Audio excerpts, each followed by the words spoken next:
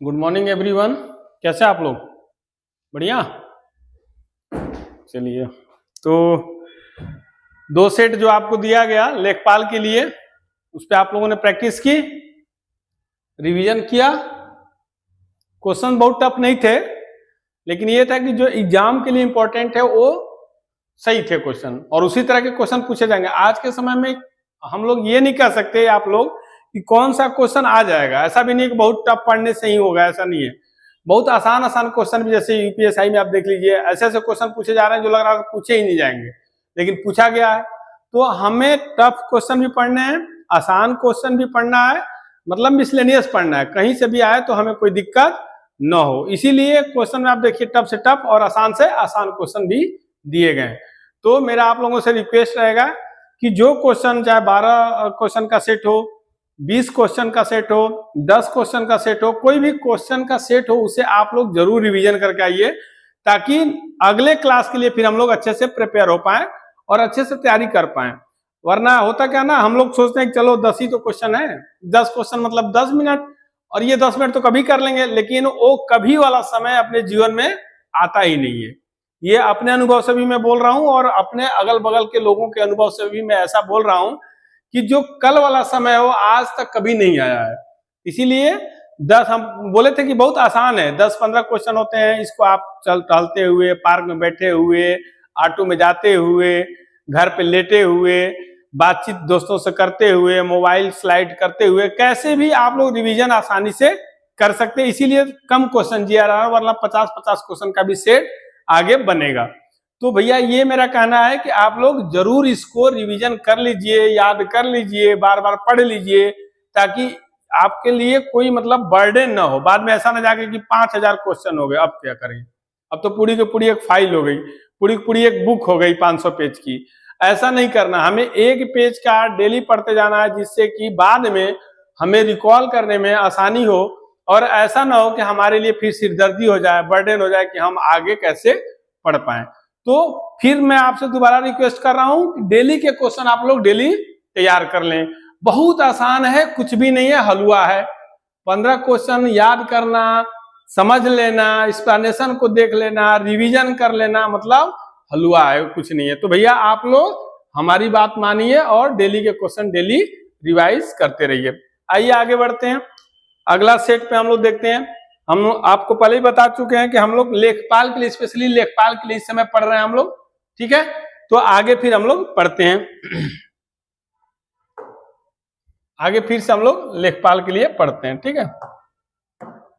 चलिए आइए शुरू करते हैं अपने हम लोग सेट से। आज के सेट का पहला क्वेश्चन है कि भारत का संविधान कब लागू हुआ। भारत का संविधान कब लागू हुआ? तो आपके पास ऑप्शन है 15 अगस्त 1947, 26 जनवरी 1950, 26 नवंबर 1949 और 2 अक्टूबर 1950। तो इसका सही उत्तर है 26 जनवरी 1950। इसका मतलब कि ऑप्शन बी। अच्छा, ये क्वेश्चन देख के लगता होगा कि बहुत आसान क्वेश्चन है भी आसान, इसमें कोई डाउट नहीं है, लेकिन हमें इसे भी पढ़ना है, क्योंकि कभी कभी बहुत आसान क्वेश्चन जब एग्जाम हॉल में आप बैठेंगे या बैठते हैं लोग एग्जाम हॉल में, तो कंसंट्रेशन न होने की वजह से क्या होता है, कंफ्यूजन हो जाता है। आता तो है, इसमें कोई डाउट नहीं है कि आपको ये क्वेश्चन नहीं आ रहा है, लेकिन पता चला 1950 और 1949 में कंफ्यूजन हो गया। हो सकता है जनवरी फरवरी 2 ऑप्शन दे दे, बहुत नियरेस्ट ऑप्शन दे दे, 26 जनवरी 1950, 26 फरवरी या 26 मार्च 1950, इसी में कंफ्यूजन हो जाए। तो ये देखने में आसान लगते हैं, लेकिन कंफ्यूजन बहुत अधिक क्रिएट करते हैं, इसलिए ऐसे क्वेश्चन को भी पढ़ना जरूरी है, ठीक है। तो इसका आंसर है 26 जनवरी 1950। अब आते हैं इसे एक्सप्लेनेशन पे। भारत का संविधान 26 नवंबर 1950 को संविधान सभा द्वारा पारित किया गया था। कब पारित किया गया? 26 नवंबर 1950 को। यह भी एक क्वेश्चन है, यह आया हुआ क्वेश्चन है कि संविधान सभा द्वारा भारत के संविधान को कब पारित किया गया था। तो पहली बार पारित किया गया उसको 26 नवंबर 1949 को। इसे लागू करने की तारीख जो रखी गई वो 26 जनवरी 1950 रखी, मतलब 1949 में ये बन के संविधान तैयार हो गया था। इसे संविधान सभा द्वारा पारित भी किया गया, फुल फेज में ला दिया गया कि भैया अब ये तैयार है अपने आगे के कार्यक्रम करने के लिए, और इसको पूर्णतः लागू किया गया 1950 में। 26 जनवरी 1930 को भारतीय राष्ट्रीय कांग्रेस ने पूर्ण स्वराज का प्रस्ताव पारित किया था, इसीलिए 26 जनवरी 1950 को गणतंत्र दिवस या गणतंत्र दिवस के रूप में मनाया जाता है। तो एक ये भी क्वेश्चन है कि 26 जनवरी 1950 को ही ये क्यों मनाया जाता है, क्योंकि भारतीय राष्ट्रीय कांग्रेस, जिसके बारे में हम लोग आगे पढ़ेंगे डिटेल, भारतीय राष्ट्रीय कांग्रेस द्वारा 1930 को पहली बार पूर्ण स्वराज के रूप में एक प्रस्ताव पारित किया गया लाहौर अधिवेशन में। उसी समय इसी अधिवेशन में 1930 को 26 जनवरी 1930 को पारित किया गया। तो इसी के उपलक्ष्य में बाद में 26 जनवरी 1950 को हमारा संविधान क्या हो गया, लागू कर दिया गया। उसको गणतंत्र दिवस के रूप में भी उस समय मनाया गया था, इसलिए संविधान को लागू कर दिया गया। अगला क्वेश्चन देखते हैं। अगला क्वेश्चन है कि उत्तर प्रदेश का राजधानी कौन सी है? सॉरी,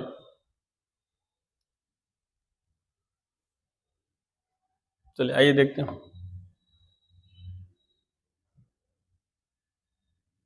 अगला क्वेश्चन है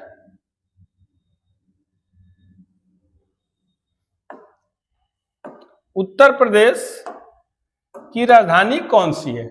ऑप्शन है कानपुर, लखनऊ, इलाहाबाद और नोएडा। तो उत्तर है लखनऊ, सही उत्तर है लखनऊ।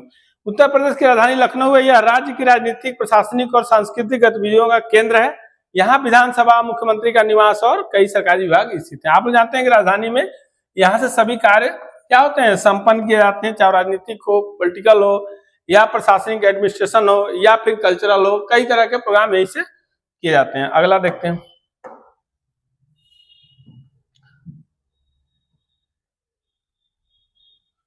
अगला है भारत का राष्ट्रीय खेल कौन सा है? कौन बताएगा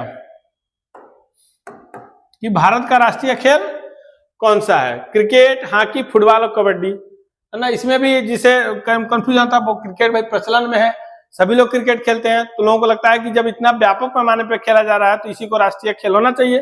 तो कई बच्चे क्रिकेट भी लगा देते हैं। ऐसा एक आध बार लोगों ने किया है। क्यों?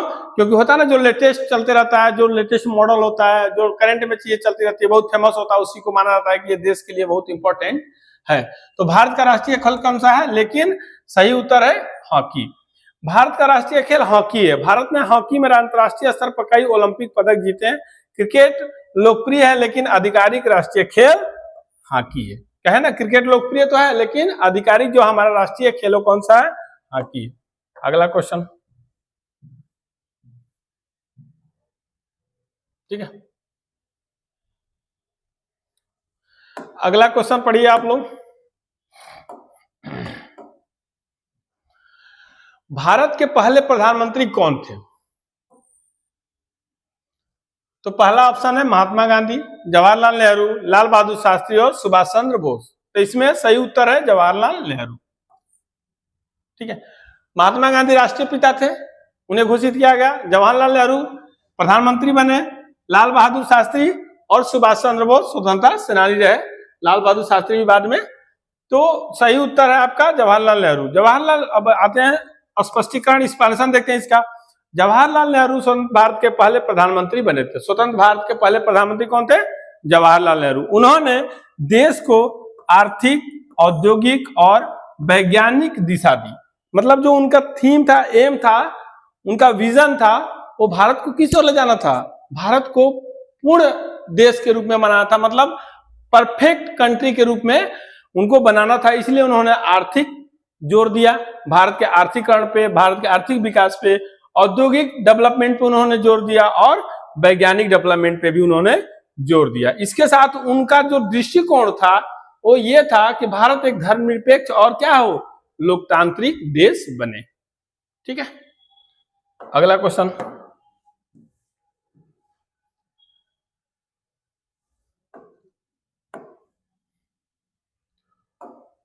अगला क्वेश्चन है कि उत्तर प्रदेश के वर्तमान मुख्यमंत्री कौन है? प्रेजेंट में इस समय मुख्यमंत्री कौन है? कौन यहाँ के सीएम है? तो ऑप्शन अखिलेश यादव, योगी आदित्यनाथ, मायावती और जगदीश प्रताप सिंह। तो आंसर है, सही आंसर है योगी आदित्यनाथ। अब इसका आंसर, योगी आदित्यनाथ 2017 से उत्तर प्रदेश के मुख्यमंत्री हैं। उनका शासन कानून व्यवस्था विकास और डिजिटल पहल पर केंद्रित है।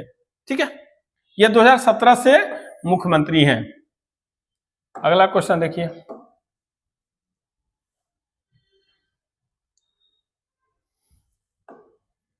अगला क्वेश्चन कौन बताएगा? बताइए आप लोगों से, पढ़ लीजिए, पढ़ के बताइए अगला क्वेश्चन। हाँ आप लोग बताइए, जो ऑफलाइन वाले लोग हैं वो भी बताएं। हम पढ़ दे रहे हैं, बैंक में ऋण जो एसेट होता है, ऋण किसके लिए संपत्ति एसेट माना जाता है? जो बैंक में ऋण होता है, जो बैंक के द्वारा ऋण दिया जाता है, वो एसेट होता है, संपत्ति होता है। किसके लिए?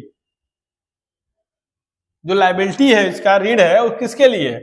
तो ऑप्शन इसका ग्राहक के लिए होता है, बैंक के लिए होता है, सरकार के लिए होता है, या इनमें से कोई नहीं, नॉन ऑफ दिस। कह रहा है कि बैंक में ऋण, मतलब बैंक द्वारा जो ऋण जारी किया जाता है, वो संपत्ति किसके लिए होता है? कंज्यूमर के लिए होता है, बैंक के लिए होता है, इन दोनों के लिए होता है, या नॉन ऑफ दिस? तो ऑप्शन है इसमें सही उत्तर है बैंक के लिए। बैंक के द्वारा दिया गया ऋण बैंक के लिए खुद एक एसेट होता है। कैसे? बैंक द्वारा दिया गया ऋण बैंक के लिए संपत्ति है, क्योंकि इससे बैंक को ब्याज के रूप में आय होता है। बैंक हमें, मान लीजिए हमें बैंक ऋण देगा, मान लीजिए हम बैंक से 10 लाख रुपया कर्ज ले लिए, तो बैंक हमें देख के तो नहीं देगा, हमारे कुछ वो गिरवी रखेगा या जैसे भी कुछ एसेट्स मेरा रखेगा, फिर हमें वो ऋण देगा। लेकिन ऋण देगा तो फ्री में नहीं देगा, फ्री ऑफ कॉस्ट नहीं देगा। वो क्या करेगा? कुछ ना कुछ इस पर इंटरेस्ट लेगा, 1% लेगा, 0.5% लेगा, 2% लेगा, 10% लेगा। जैसा मान लीजिए होम लोन है तो पता लगा 9% लेगा, तो 9% हमें क्या करना पड़ेगा? सालाना 10 लाख का 9% हमें उसको देना पड़ेगा। तो जो हम बैंक को वापस दे रहे हैं उसके एसेट के बदले, तो उसके लिए क्या हो गया? उसका एसेट ही हो गया, क्योंकि बैंक हमें 10 लाख रुपया दिया और हम उसको 90,000 रुपया साल में ऐसे भी वापस कर रहे हैं, तो 90,000 उसके लिए क्या हो गया? एसेट हो गया। तो इसीलिए ये जो संपत्ति है किसके लिए? बैंक के लिए। अगला क्वेश्चन, ग्राहक के लिए ऋण होता है, सीधी सी बात है, ग्राहक के लिए क्या होता है? ये कर्ज है, लायबिलिटी हमें जमा करना है। अगला क्वेश्चन बताइए, आसान सा क्वेश्चन है, हमें लगा आप लोग बताएंगे। क्वेश्चन है कि भारत का सबसे बड़ा राज्य क्षेत्रफल के हिसाब से, जनसंख्या के हिसाब से नहीं, भारत का सबसे बड़ा राज्य कौन सा है? ऑप्शन है उत्तर प्रदेश, महाराष्ट्र, राजस्थान और मध्य प्रदेश। तो इसमें सही उत्तर है राजस्थान। अगर जनसंख्या के हिसाब से पूछता तो क्या हो जाता? उत्तर प्रदेश। लेकिन इसने क्षेत्रफल के एरिया के हिसाब से पूछ लिया है, इसलिए ये हो जाएगा राजस्थान। राजस्थान भारत का सबसे बड़ा राज्य है, इसका क्षेत्रफल लगभग 3,42,239 वर्ग किलोमीटर है। यह थार रेगिस्तान और कई ऐतिहासिक, यहाँ पे थार रेगिस्तान भी है और कई ऐतिहासिक स्थल है।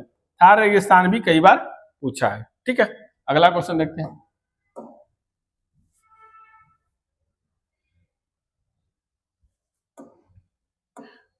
अभी भी हम ये बात कर रहे हैं कि आप लोग क्वेश्चन को देख के ये मत अंदाजा लगाइए कि अरे ये क्या, ये तो बहुत आसान क्वेश्चन है, ये नहीं आएगा, ऐसा कुछ नहीं है। सभी आसान क्वेश्चन ही आ रहे हैं, बस उसमें क्या कुछ ना कुछ चीजें जोड़ देता है, कंफ्यूजन क्रिएट कर देता है। जगह का नाम नियरेस्ट दे देगा या फिर डेट नियरेस्ट दे देगा, मंथ नियरेस्ट दे देगा, तो इसलिए कंफ्यूजन होता है। इसलिए आप लोगों को कभी भी क्वेश्चन को देख के ये नहीं कहना कि नहीं ये तो नहीं पढ़ेंगे, ये तो याद नहीं करेंगे, ये तो बहुत आसान क्वेश्चन है, आंख बंद कर लेंगे, वहां आंख खोल के भी नहीं हो पाता है। ठीक है, आगे बढ़ते हैं। भारत का राष्ट्रीय पशु कौन सा है? नेशनल एनिमल कौन सा है भारत का? तो ऑप्शन है शेर, दूसरा है हाथी, तीसरा है बाघ और चौथा है गेंडा। सही उत्तर है बाघ। ठीक है, टाइगर भारत का राष्ट्रीय पशु बाघ है। यह शक्ति, साहस और स्वतंत्रता का प्रतीक है। किसका किसका? शक्ति का, साहस का और स्वतंत्रता का प्रतीक है। प्रोजेक्ट टाइगर योजना के तहत बाघों के संरक्षण पर ध्यान दिया था। प्रोजेक्ट टाइगर लगभग 1992 में शायद आया था, एक बार डेट आप लोग कंफर्म कर लीजिएगा। तो उसी के तहत बाघों को संरक्षित किया गया। भारत में बाघों को बचाने की प्रक्रिया शुरू हुई, क्योंकि इनकी प्रजाति बहुत तेज गति से विलुप्त हो रही थी। तो टाइगर प्रोजेक्ट लाया गया और प्रोजेक्ट टाइगर के माध्यम से इनको बचाने की, इनको संरक्षित करने की प्रक्रिया जारी हुई। अगला क्वेश्चन बताइए, अगला क्वेश्चन है कि भारत के सर्वोच्च न्यायालय की स्थापना कब हुई थी? ऑप्शन 1947, 1950, 1951 और 1949। आप देख रहे हो कि लगभग लगभग ऑप्शन बहुत नियरेस्ट है। कंफ्यूजन होना स्वाभाविक सी बात है, लेकिन हमें कंफ्यूज नहीं होना है। क्यों? क्योंकि हम डेली के डेली अपने सेट को क्या कर रहे हैं, रिवाइज कर रहे हैं, उसे याद कर रहे हैं, उसे लिख रहे हैं, उसे बार बार देख रहे हैं, इसलिए हमें कंफ्यूजन नहीं होगा। तो इसका सही उत्तर है 1950। ठीक है, भारत में सर्वोच्च न्यायालय की स्थापना 1950 में हुई थी। भारतीय सर्वोच्च न्यायालय की स्थापना 28 जनवरी, आप डेट भी बल्कि याद रखिएगा, 28 जनवरी 1950 को हुआ था। यह संविधान की रक्षा, कानून की व्यवस्था और नागरिकों के अधिकारों की सुरक्षा करता है। अगला क्वेश्चन, डेट जरूर देख लीजिएगा आप लोग। अगला क्वेश्चन देखिए, अगला क्वेश्चन है कि भारतीय रिजर्व बैंक की स्थापना कब हुई थी? आरबीआई की स्थापना कब हुई थी? डेट है 1935, 47, 50 और 20। इसमें सही उत्तर है 1935। आरबीआई भारतीय रिजर्व बैंक का भारत का केंद्रीय बैंक है, सेंट्रलाइज बैंक है। इसे 1 अप्रैल 1935 को स्थापित किया गया।